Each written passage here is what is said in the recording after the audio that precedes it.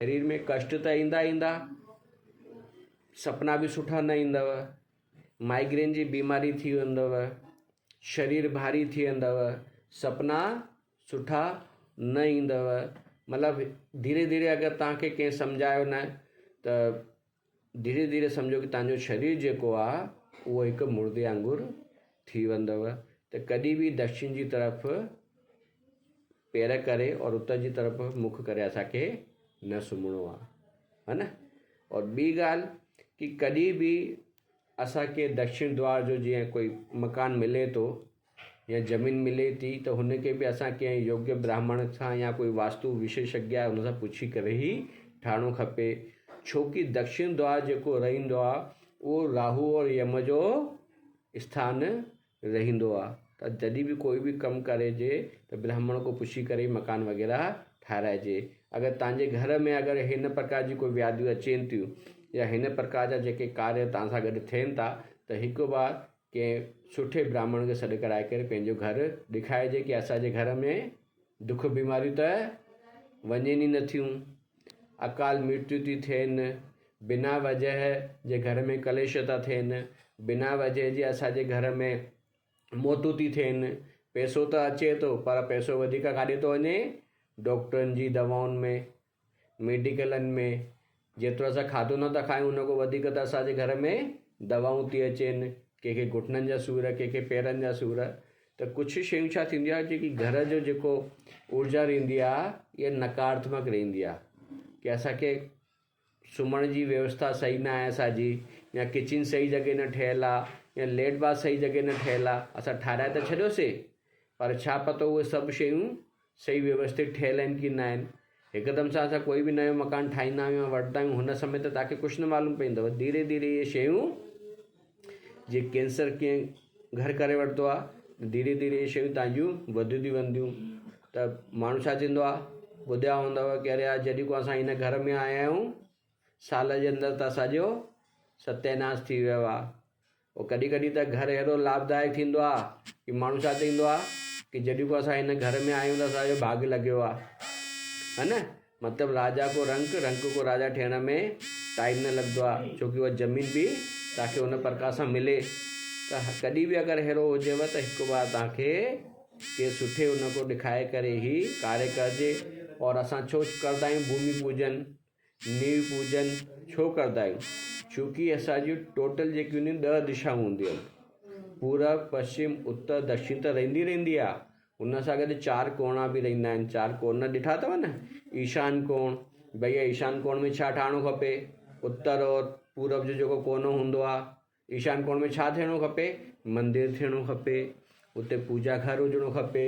अगरि पूजा घर न आहे त उते साफ़ सफ़ाई रखणी आहे, छो कि उहो भॻवान जो स्थान आहे। वरी असां उन जे पासे में ॿियो हूंदासीं अग्नि कोण हूंदो आहे। कहिड़ो रहंदो आहे उहो? दक्षिण और पूरब जो कोनो उहो थींदो आहे अग्नि कोण थींदो आहे। उनमें अग्नि कोण में छा हुजणो खपे? किचन हुजणो खपे, है न। उते अग्नि जो कमु थियणो खपे। अगरि किचन न आहे त तव्हांखे उते कोई बि बेडरूम वग़ैरह या अहिड़ी शइ न ठाहिणी आहे जंहिंसां वरी तव्हांखे तकलीफ़ूं अचनि। उते लाइट या फ्रिज वग़ैरह रखणो खपे, लाइट सां जुड़ियल शयूं रखणी खपेनि, बिजली सां जुड़ियल, पंहिंजो अग्नि सां जुड़ियल शयूं रखणी खपेनि। त उहा किचन जी जॻह आहे। वरी असां थोरो अॻिते हलंदासीं दक्षिण और पश्चिम जो, जेके असां चईंदा आहियूं नैऋत्य कोण चईंदा आहियूं, ठीकु आहे न। और उहो रहंदो आहे राहु जो कोण रहंदो आहे। त हाणे हिन में सभु शयूं कहिड़ियूं हुजणियूं खपेनि? हिन में भैया असांजा जेके वास्तु पुरुष आहे हुन जा पेर हूंदा आहिनि। त हिते स्थान हमेशह रहंदो आहे कि तव्हां चढ़ाव वग़ैरह ठाहियो, पार्किंग ठाहे सघंदा आहियो। त इहे शयूं ठहींदियूं आहिनि। वरी थोरा सां अॻिते हलंदासीं त जेको पश्चिम और जेको उत्तर जो कोनो रहंदो आहे उहो व्याय कोण न वायु कोण। हुते स्थान कंहिंजो आहे? वायु जो स्थान आहे। त हुते छा थियणो खपे? हुते लेट्रिन बाथरूम हुजे, पाणीअ सां जुड़ियल जेके वॉश एरियो वग़ैरह हुजे, खुलियल एरियो हुजे जिते आब हवा अचे।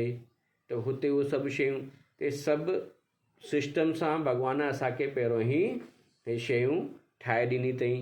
त इहे असांखे हिन प्रकार सां मोटो तव्हांखे मां ॿुधाए छॾियोमांव कि इहे सभु शयूं हुजणियूं खपेनि। त इहे सभु व्यवस्थित हूंदी, बैलेंस हूंदो त असांखे तकलीफ़ ई न ईंदी, है न। त इहे सभु तकलीफ़ूं तॾहिं थींदियूं आहिनि जॾहिं इहे सभु अनबैलेंस थी वेंदियूं आहिनि।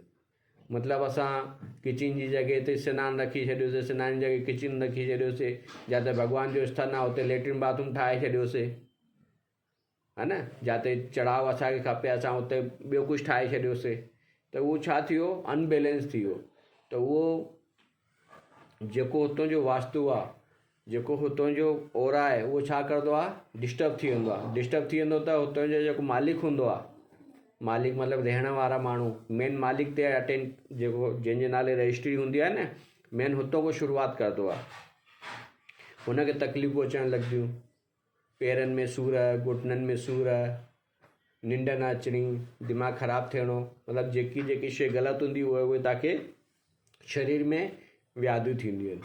त हमेशह ध्यानु रखिजे कि कॾहिं बि कोई बि मकान ठाराए था त उहो सभु तरीक़े सां हुजणो खपे। त हमेशह ही ध्यानु ॾिजो कि कॾहिं बि कहिड़ा बि कार्य अगरि कयो था त कंहिं सुठे माण्हू खां पुछी करे ई कजे, छोकी ये सभु शयूं असांजे पहिरों ई ग्रंथ में लिखल आहिनि। पुत्र, स्त्री, देवता, अतिथि और सेवक आदि को दुख देने वाले संसार के विषय में संलग्न, संसार को ठगने के लिए दब्ध करने वाले और दूसरों के लिए किए हुए उपकार को न मानने वाले घोर नरक में जाते हैं। कुआं, बावली, तालाब, देवालय और प्रजाओं के घर का नाश करने वाले होते हैं। हाणे इलाही शयूं अहिड़ियूं थींदियूं आहिनि कि असांखे चाहे में जीअं मां पहिरियों ई ॿुधाए थोमांव कि असांखे पाप न करणा आहिनि। पाप बिना वजह जा कुझु पाप अहिड़ा थी वेंदा आहिनि कि असां अशुद्ध शयूं दान कंदा आहियूं, जीअं मां ॿुधायोमांव, या ॿियो कोई दान करे थो त असां हुनमें टोके छॾंदा आहियूं, या असां ॿिए कंहिंजे जी घर जी ॻाल्हियूं असां पंहिंजे मुख सां कंदा आहियूं बुरायूं, त उहे ई पाप में ईंदियूं आहिनि। या वरी असां पंहिंजे ई घर जी बुरायूं ॿिए सां कंदा आहियूं त उहे ई पाप जा भागीदारी थींदा आहिनि। पर माण्हू छा चईंदो आहे कि मां त पाप ई न कयो आहे। पर इहे सभु गिनतियूं कंहिं में ईंदियूं आहिनि, सभु लिखल आहे इनमें कि तव्हांखे इहे पाप न करणा आहिनि, कंहिंजी बि बुराई न करणी आहे, कंहिंजे घर जो बि नफ़ो नुक़सानु आहे उहो असांखे कोई बि मुख ते न आणणो आहे, कंहिंजे बि अगरि तव्हां कंहिंजो सुठो नथा करे सघो त तव्हां हुनजे लाइ बुरे जा वीचार बि न कयो, है न। त इहे सभु शयूं आहिनि। और देवता, पितर तथा बलि, वैश्य, देव आदि यज्ञों को न करके कांटों से, पुल से, कष्टों से, पत्थरों से या कटीले लोहे के तार आदि से जो मार्ग को रोकते हैं वह नीचे ही नरक में जाते हैं। शिव, पार्वती, विष्णु, सूर्य, गणेश, सद्गुरु और पंडित की जो आज्ञा, सेवा और पूजा नहीं करते हैं वह नीचे ही नरक में जाते हैं। इलाही ॼणा छा कंदा आहिनि, नास्तिक थी वेंदा आहिनि। हाणे उन्हनि खे चओ न शिव मंदिर वञो भैया, वञी करे रोज़ु जल चढ़ाए, त उहो छा करदो, ॿार अॼुकल्ह छा चवंदा आहिनि या कोई बि कीअं छा चवंदा आहिनि, क्या होगा उससे, शिव पे जल चढ़ाने से क्या होगा, मैं नहीं जा रहा। भैया चवंदा आहियूं कि भैया हिन जी पर्वत जी परिक्रमा लगाए अच या हिते मथो टेके अच, चई इससे क्या होगा।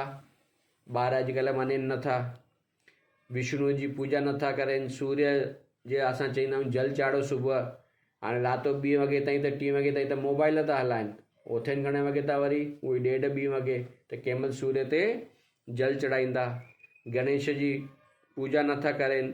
सदगुरु अगरि कोई ब्राह्मण या पंडित या गुरु घर में अचनि था त उहे हुजनि ई नथा, और न उन्हनि सां नमस्कार था करनि, न आओ भगत था करनि, पंहिंजे माउ पीउ खे चवनि था तव्हां ई निपटो, असांखे त टाइम ई न आहे। त इहे सभु शयूं छा आहिनि, अज्ञानी जेके कंदा आहिनि इहे अज्ञान में रही करे इहे सभु नरकाग्नि थींदा आहिनि। त हिन करे असां चवंदा आहियूं कि पंहिंजे ॿारनि खे सुठा सुठा लक्षण ॾियो और तव्हां बि पंहिंजे सदगुरु और ब्राह्मण जे चरण ते हलो। वे नीचे ही नरक में जाने वाले होते। जो ब्राह्मण दासी के संग शैया सोता है नरक को जाता है, और जो शूद्र स्त्री में उसकी संतान पैदा करता है। हाणे केॾी वॾी ॻाल्हि आहे, अॼुकल्ह लव मैरिज थियनि थियूं, साफ़ लिखल आहे, जो शूद्र स्त्री, शूद्र स्त्री समझदा आहियो,